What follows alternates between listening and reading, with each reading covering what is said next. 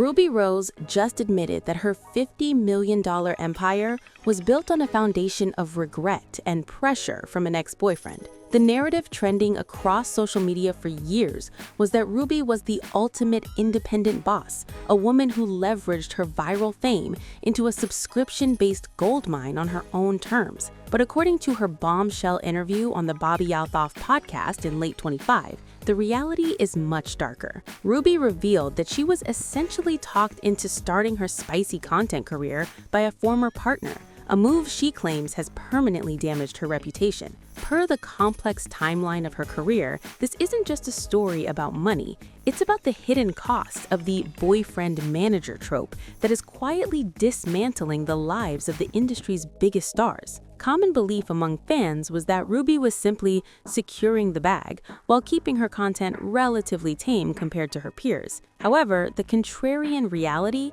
backed by her own admissions and public feuds, is that the industry has become a golden cage she can't seem to escape. To understand the gravity of this situation, we have to answer 3 burning questions. First, who exactly is the ex-boyfriend she claims pressured her into this life? Second, if she hates the work so much, why does she continue to boast about her $400,000 horrible months? And third, is this a legal setup for a future lawsuit against those who managed her during her rise? We are going to look at the financial contradictions, the agency whispers, and the timeline of a career that looks a lot more like a contractual prison than a choice. According to the Jason Lee podcast aired in April 25, the fallout from these claims has been immediate. Her ex-partner DDG has already fired back, denying any coercion and suggesting that the narrative is being flipped to suit a new, cleaner PR image. This is where we hit our first major shock point. Per industry insiders in public records, the regret narrative often surfaces right when a creator is looking to transition into mainstream music or acting. But for Ruby, the receipts show a massive contradiction. While she tells Bobbi Althoff that the work has put a damper on her soul, her actual posting frequency has reportedly remained consistent. Per the podcast comments on March 28, 2025, fans are pointing out that you can't be a victim of a platform while simultaneously using it as your primary bank account. But let's dive into the most shocking point of this entire saga, which begins around the 3-minute mark of her recent media blitz, the boyfriend-manager trap.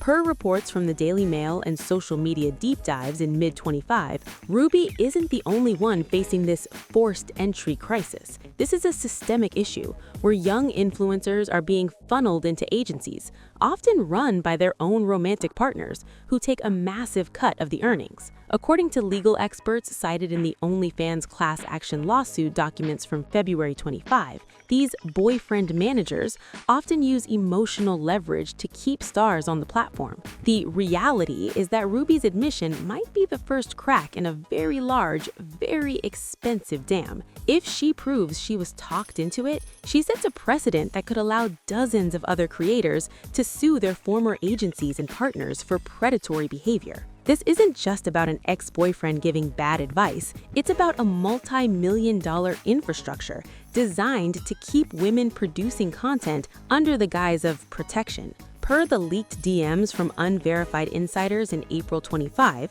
many of these managers convinced their partners that the outside world is too dangerous or judgmental, and that the only safe place to make money is within the walled garden of the blue site. When Ruby says she was talked into it, she is describing a psychological sales pitch that has become the standard operating procedure for industry recruiters. They find women with high social media engagement, enter a romantic relationship, and then slowly transition that relationship into a business partnership where they hold all the cards. Now, we must address the earnings paradox that has the internet divided. Per Ruby's own words in April 25, a horrible month for her is $400,000. To the average viewer, complaining about making nearly $5 million a year sounds like a slap in the face. But per financial analysis from the 25 Creator Report, that money is often a mirage. According to leaked financial breakdowns from similar top-tier creators on April 5, 25, the overhead is astronomical. When you are netting $400,000, you're likely paying out $60,000 to the platform immediately. Then comes the agency fee, which can range from 20 to 50%. Add in a full-time security detail, luxury housing to maintain the brand, and the specialized tax bracket she sits in, and that $400,000 starts to look a lot smaller. The rehook here is simple. Rubi isn't just fighting for her reputation, she's likely fighting to keep a lifestyle that her horrible months can barely sustain. According to the Business of Influence report published in June 25, many creators who enter the industry under pressure find themselves in a cycle of debt-trap luxury. They are encouraged by their managers to spend big to look successful, which in turn forces them to stay on the platform to pay the bills. If Rubi stops today, the machine stops. The reality of a $50 million career is that it requires a $50 million engine to run it. The third pillar of this controversy is the reputation rebrand and the mainstream gatekeepers. According to Hollywood trade publications in late 25, Rubi Rose has been vying for more serious roles in film and television. However, per the Hot Mic podcast in November 25, casting directors are still hesitant to hire stars with such a heavy digital footprint in the adult space. This explains the sudden trauma dump on Bobbi Althoff's show. By framing her career as a mistake caused by an ex, she is attempting to shift the moral weight off her own shoulders and onto a villain. Per the social media reaction on April 10, 25, this strategy is polarizing. Half the internet sees a woman reclaiming her story, but the other half sees a calculated PR move to wash a spicy past for a mainstream future. But let's look at the chatter economy, which is perhaps the most uncomfortable reality of Rubi's situation. According to the class action filings against companies like Unruly Agency in 25, the use of chatters to impersonate stars is a standard industry practice. While Rubi has claimed she doesn't get butt naked on the site, the reality is that the chatters often push the boundaries of what the creator is actually comfortable with. Per an interview with a former chatter in June 25, the pressure to upsell to fans is relentless. If Rubi was talked into the platform, she was likely also talked into letting a team of strangers handle her most intimate interactions. This creates a massive disconnect between the creator and the brand. Rubi might feel regret because she doesn't even recognize the persona being sold in her name. Per reports from the Creators for Ethics Board in August 25, this shadow chatting is the primary source of creator burnout. When a creator like Rubi realizes that thousands of men are having deep conversations with a 20-year-old guy in a call center who is pretending to be her, the psychological toll is massive. It turns her identity into a commodity that she no longer controls. This is the reality behind the expectation of easy money. You aren't just selling photos, you're selling your soul to a team of marketers who will say anything to close a sale. Furthermore, we have to look at the legal implications of her coercion claims. According to a legal analysis by the Digital Rights Group in September 25, if a creator can prove they were under duress or emotionally manipulated into a contract, those contracts can be voided. This would be a nightmare for the agencies involved. Per the leaked contract segment of the industry newsletter in October 25, many of these agreements have morality clauses and longevity requirements that are nearly impossible to break without a major legal fight. By going public with her regret, Rubi is essentially firing a warning shot. She is signaling to her legal team and her former managers that the voluntary nature of her work is now a matter of public debate. The payout for the viewers watching this unfold is the realization that the industry is built on a churn and burn model. According to the Adult Industry Trends Reports of 25, the average lifespan of a top creator is less than 3 years.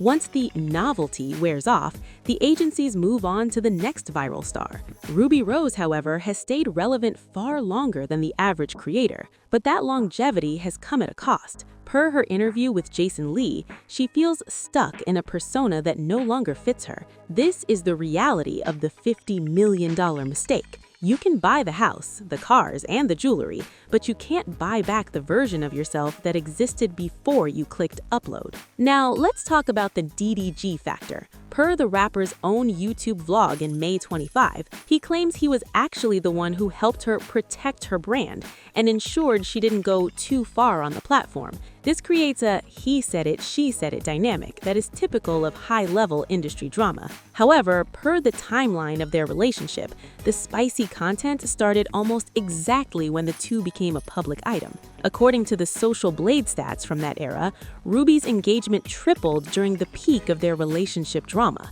The reality is that the drama itself was the marketing. Whether it was forced or talked into, the relationship was the fuel that fed the financial fire. The impact on her career moving forward is a massive question mark. According to music industry analysts in December 25, her music sales have struggled to keep pace with her subscription revenue.